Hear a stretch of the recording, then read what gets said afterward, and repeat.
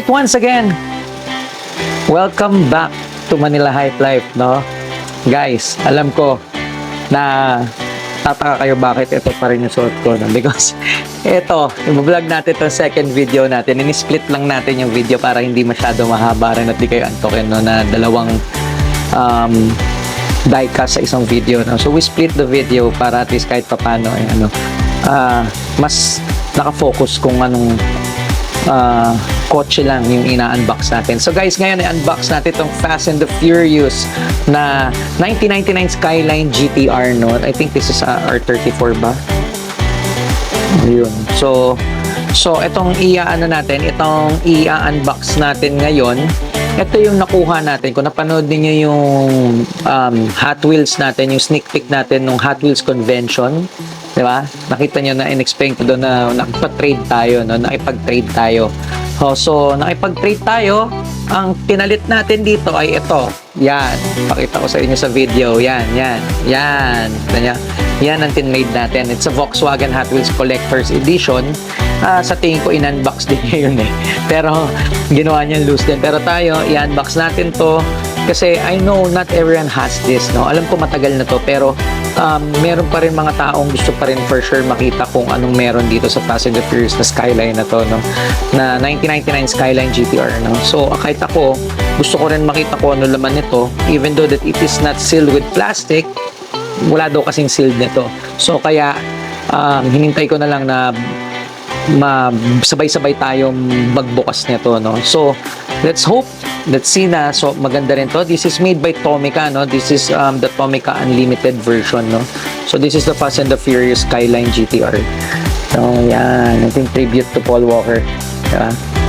So, guys, once again, shoutout sa nakatrade ko dito, no? Shoutout to Elijah Ricafort.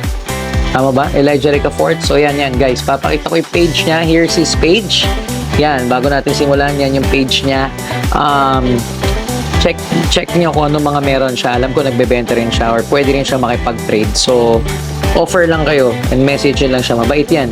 So, guys, once again, this is the Tomica Takara Tomy 1999 Skyline GTR. So, simulan na natin itong pag-unbox natin at excited na rin talaga ako. This time, di tayo kakabahan na tumalsik itong box. Grabe, may hangover pa ako sa yung una natin binuksan ngayon araw, no? Yung Fairlady Zina Larichen. Idol ko talaga yun. So guys, in-open na natin yung box. Medyo parang ang dami ng box, no? Ayan. So, ito yung diecast. Here's the car, no? Here's the car. Ayan, ano pa ba meron dito? May naman pa ba ito? May isa pa eh. Let me check kung ano pa itong laman nung or box lang talaga. Okay, box lang siya. Wala nang ibang laman. So, yun lang. Yun lang yung ano niya. Support lang pala talaga yung yung mga boxes kung ba't ang dami. So, ayan siya, guys. Okay, ayan yung box. Let's put it here. Here is the actual car, no? So, let's open it. Let's open it. Oh, ang ganda rin. Ang ganda rin. You know, simula nung nagbukas ako ng Kaido, medyo tumaas yung expectations ko when it comes to diecast, no? Not because I'm not saying that Tomica isn't good or it's not good. No, Tomica is one of the detailed diecast na nakita ko, no? Napakaganda rin ang detail niya. Kung makikita ninyo, pati color, pati coloring niya, no? Yun lang talaga si Kaido is pati kasi yung mga taillight niya parang ginawang glass eh, no? So parang galing, tsaka naka wide body kits. Pero naman kila Tomica, the paint right now, ko-compare natin at titignan natin tong tong GTR version of Fast and the Furious. Napakaganda kasi look at the paint. Kung nakikita niyo ba? Nakikita niyo yung paint? Yan, try ko i-zoom in ha. Yan nagi-glittery super ganda. Diba? Super ganda. Kasi pero ito, for the Fast and the Furious Skyline, no? Napakaganda rin. Napakaganda rin niya. And this time, hindi nabubuksan yung hood nito, pero nabubuksan yung door. Yan. Ang ganda. Ganda rin pala ng blue and gold na rims. No? Sobrang ganda. But as you can see, inside, naka-ano pa siya, no? Recaro. Ano ba to? Baray ba to? Recaro. Basta ano siya, racing seats siya. Tapos yan, yung steering wheel. Yan, no? Ito niya. So, I'm gonna post pictures din, ha. Ito, may mga pictures na ako for sure na pinapost dito sa clips na to para mas detailed yung nakikita ninyo. Kasi nag-a-adjust yung camera natin sa clarity, no? Kung saan siya magpo-focus, kung sa atin ba o sa diecast. So, here, I'm putting pictures so guys, you can see the details of this GTR, no? Ang ganda. The front is really clean. Wait lang. Yan, kita nyo? Ayan. And then here's the pictures. Napakalinaw, napakaganda nung front niya. Linaw din. And ito, naka-glass din nga yung, parang naka-glass din yung headlight. The paint is really good. Yun lang masasabi ko na isa talagang napakaganda sa kanya. Yung paint niya, glittery. Sobrang ganda. And then the back, here's the back. Yan.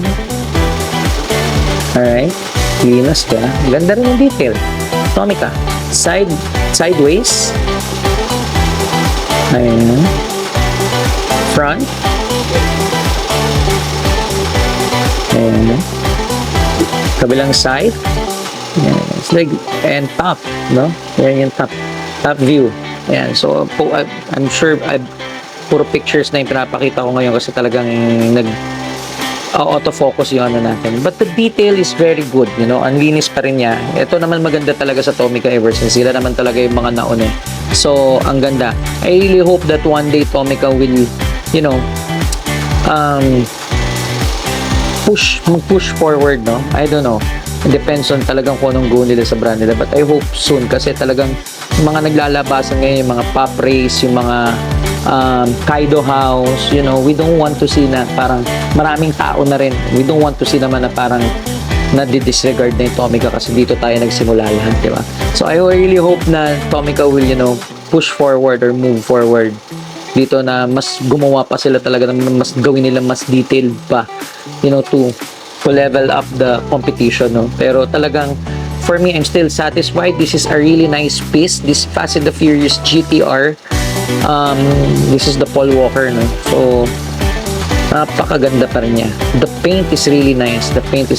So, maganda to pagsamahin natin yung Kaido sa diorama natin. Thank you again to our brother Elijah for, you know, making this trade possible, no? Another JDM. Ito, papakita ko sa inyo pala yung ilalim niya. Tingnan nyo. Another JDM diecast unlock, no? Wala pala, no? Walang side mirror, no? Yun lang no? I don't know bakit. But, yan. Tingnan nyo. Kita nyo? Yan yung ilalim niya. Diba? Nandito yung mga parang exhaust. Yan. So, ayun guys. Papakita natin sa picture. Another picture. Here you go. Yan. So, once again, this is the Skyline GTR, no? The GTR Fast and the Furious. Ang ganda ng mags, oh.